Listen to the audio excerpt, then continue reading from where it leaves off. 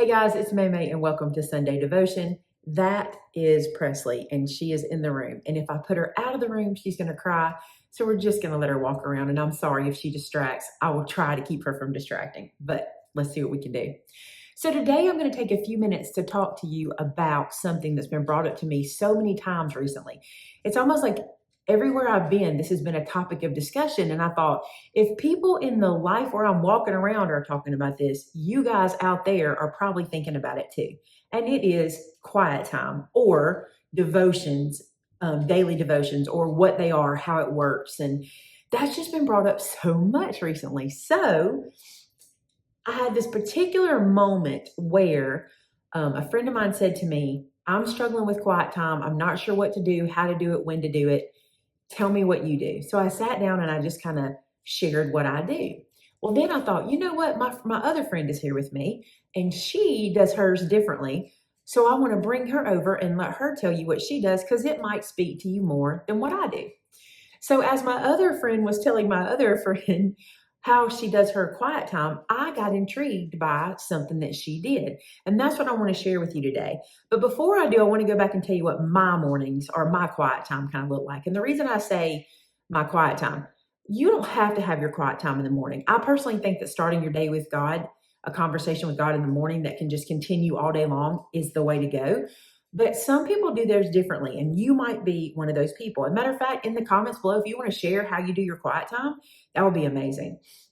And you may not call it quiet time, but you know, how you start your day with God or how you live your days with God. Tell us how you do that. So what I have always typically done is this. I get up in the morning and I'm the one who takes the dogs out in the morning. So I typically would take them outside and then spend some time in the morning just quietly waking up to the world and God, just sitting on my porch, looking at nature, seeing God's creation, thinking about his creation, thinking about what he's done for me. Not so much in a like specific prayer moment, but just a gratitude moment, you know, for what God's done and all the things around me. And so then we come inside. I'm out there about, I don't know, it depends on the dog, sometimes 20 minutes, 30 minutes, something like that. Then I come inside and when I feed the dogs, they're very pivotal in this. When I feed them, I then sit down at my dining room table and I start my quiet time. And this is kind of how I've done this. You know, I'm in a new house. I've done it in the same way in both places. And so I sit down for my quiet time and I will either watch a video of a sermon or a devotion or some speaker that I really enjoy. I find that when I watch a sermon or a speaker, it gives me a topic to delve into or it gives me scripture to look into. And so that's where I will start. And what's great about that is whenever I look up a video, I can look it up topically based on what I'm experiencing at the time. Like if I'm struggling with forgiveness or faith or whatever the topic might be, I can look up videos based around that, right? Then what I do is I either make notes about it. I have a notes app in my phone and I'll make notes about what I'm hearing and kind of keep up with scriptures and things and go to my Bible and look up the scripture and highlight it. And I might do some research around what I'm looking at. And I'll spend 30, 45 minutes just kind of in the word. Then I'll pray and thank God and anything that was brought up in that time, I'll pray about. And it's really a conversation that starts with God in the morning. And that's how I've been doing it for a long, long time. And what I love about it is my conversation that starts in the morning continues all day. If I do that in the morning, this is just me. If I do that in the morning, everything in my day goes to God. Everything. It just seems like it's almost like I called him on the phone that morning and he just stays on the phone with me all day, which I don't know if that makes any sense, but it's how it feels. But what my friend does, and I'm not someone to do this, so I've been trying it so I can tell you kind of what it feels like.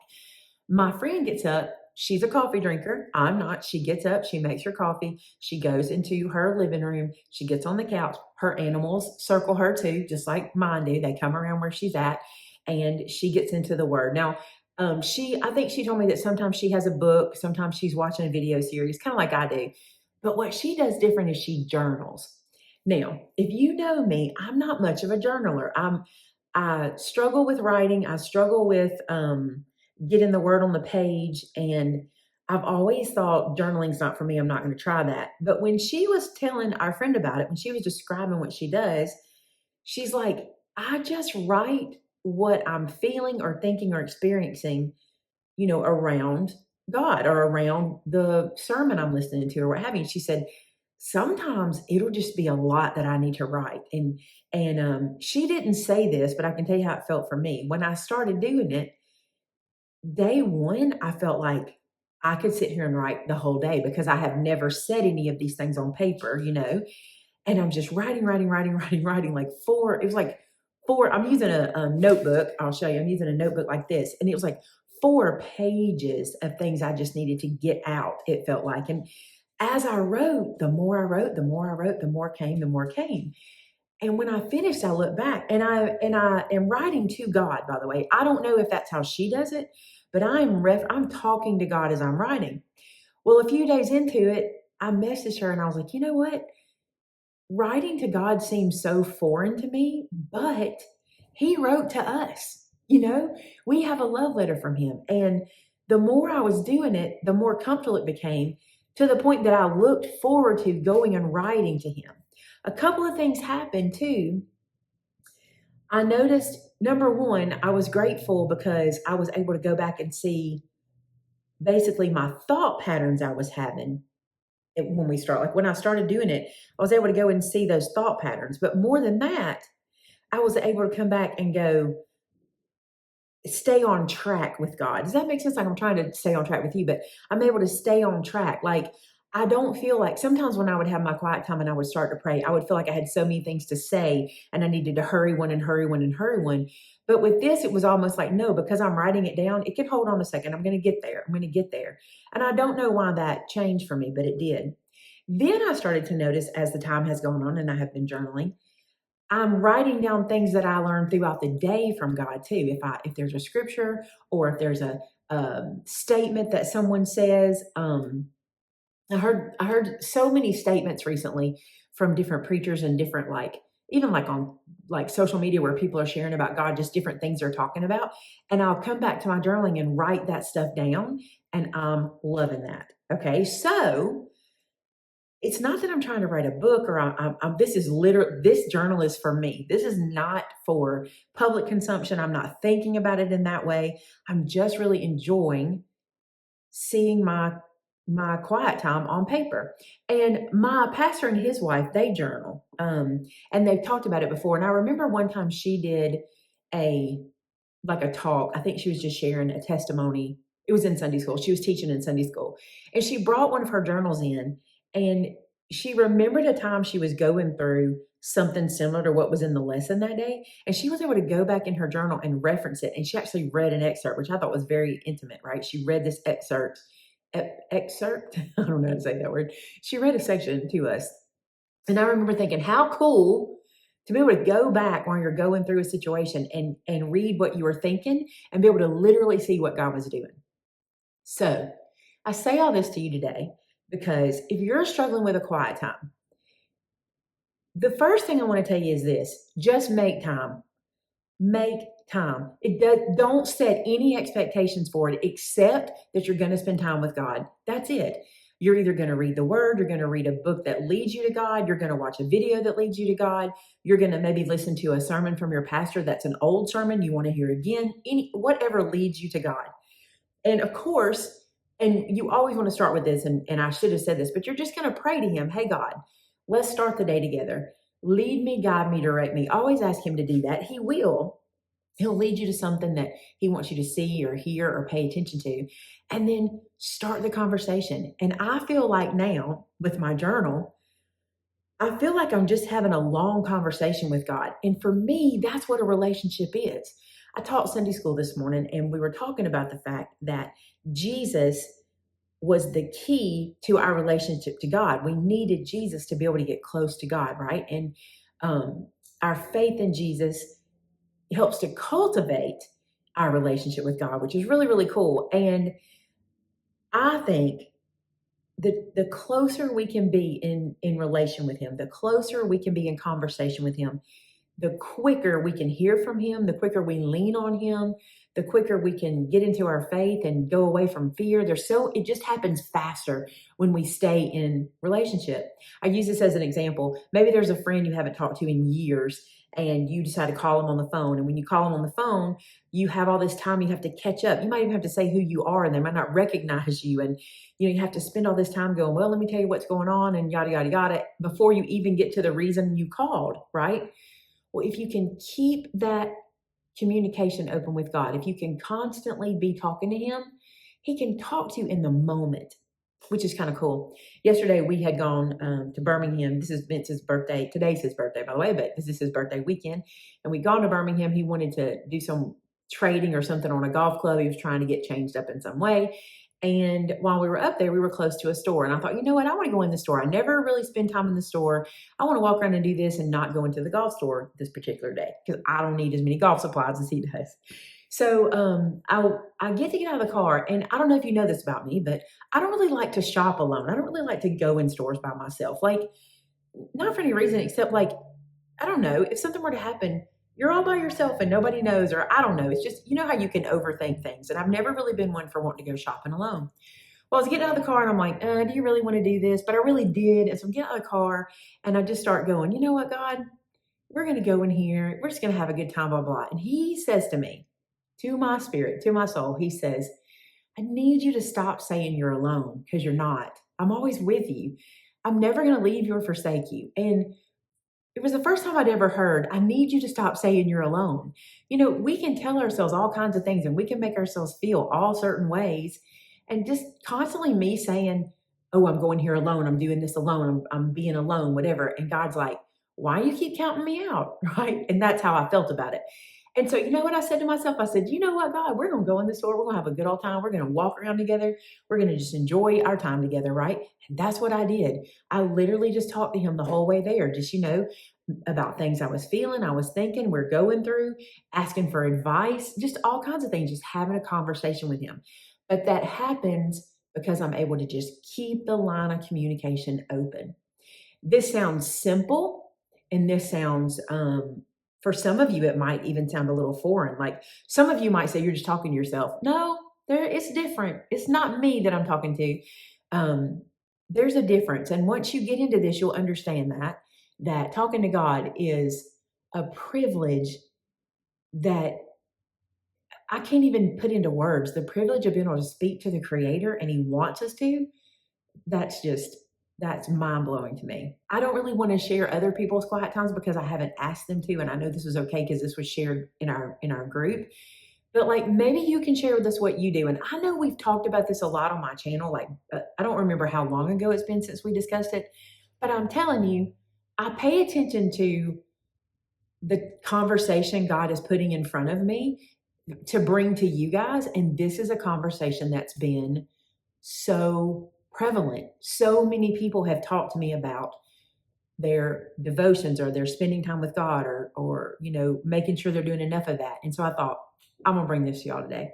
So I want to leave you with this. This week, as I was scrolling through something, fortunately, I get a lot of Christian content because I look up a lot of stuff and I ingest a lot of Christian content. So fortunately, I get a lot of that.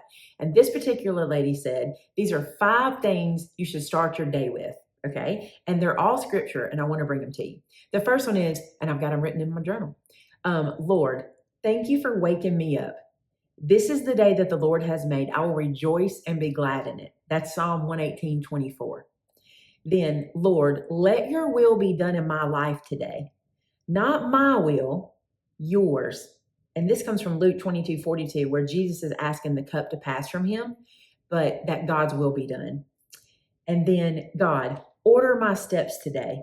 And then the scripture for this one is Psalm 37:23. The steps of a good man are ordered by the Lord. I got to flip the page. Then, God, let everything I do bring glory to you. 1 Corinthians 10:31. And finally, Lord, I will put my trust in you and lean on you for strength. Proverbs 3:5-6. I love that so much. I thought, what a great way to talk to God, turn everything over to Him, and use scripture to do it. Just speak scripture back to Him. And I thought that's a good thing to put in my journal. And so that morning, I ran to my journal. I opened my phone. I had screenshot that image and I started writing those scriptures. And then I prayed that. And I was like, I love this. I love documenting these moments that I'm having in this way. So I will put those scriptures in the description for you guys so you can get those and you can write them down too. And just maybe every day you start with that and then listen to God and let him tell you from there. Maybe journal, maybe just bullet journal. There's so many different ways to journal. By the way, mine is nothing fancy. It's just the date and I start writing. But yeah, I hope you can find something in this to help you with your time with God and to help you in your walk with Jesus, because it's so important that we stop telling ourselves we're alone and we start our day with him and we finish our day with him. At the end of the day, for me, I'm working on that. I don't know exactly how I want that to end, but what's been happening lately, which is so interesting, is because I've spent the day talking to him. At night, I don't feel like I'm having to rehash my day and cram it all into a closing prayer at the end of the night. I just kind of feel like I'm like, okay, good night, God. Thank you for today. Thank you for everything you taught me today. And then we just wake up in the morning and start again, just like a friend. I love it. I hope this helps you. And I hope that if you're interested in more, if something I said sparks you, maybe start in the comments. I guarantee you people are going to share and there'll be some good advice. There'll be something that resonates with you. That's what you're looking for. The thing that makes sense for you is what you're looking for to do. Let's pray. God, thank you so much for this day. I want to thank you, God, that I can call on you. I can talk to you first thing in the morning and last thing at night. I can write to you. I can sing to you. I can cry to you. I can laugh with you. I can learn from you. There's so many things I can do when we stay in a relationship together. And I'm so overwhelmed by the fact that you even wanted to have a relationship with me and that you work to cultivate it. And I want to do everything I can to do that as well. And thank you for always showing me you in different places and different things. God, thank you for friends. Thank you for the folks that are watching today that are going to give us advice. God, I pray that you'll put on their heart to give advice that someone else could just really use, and maybe it'll resonate with them and they don't even think it would be that big of a deal, but it just takes that one thing for someone to hear it and it changes their whole life. Same for me, God. Thank you for having my friend mention what she does right in front of me so I could pick that up and try a new way of communication with you. God, it's so important that me and everybody watching communicates with you more than anything else. Our relationship with you needs to be first and foremost, and we need to always put you first. Thank you, God, that you are always there for us and that we aren't alone. We're not having to come back to you every day and remind you who we are. You know us intimately. You know us every which way, and you know exactly what is good for us, and you're working that out for us in our lives. Thank you again, God, for everything you do. Bless those that are watching, and in Jesus' name, amen. All right, you guys, that's another Sunday devotion. I wouldn't call that one devotion, more of a here's a topic I wanted to talk about kind of day. I hope that you found something wonderful in this and it will change your time with Jesus going forward. And until next time, bye now.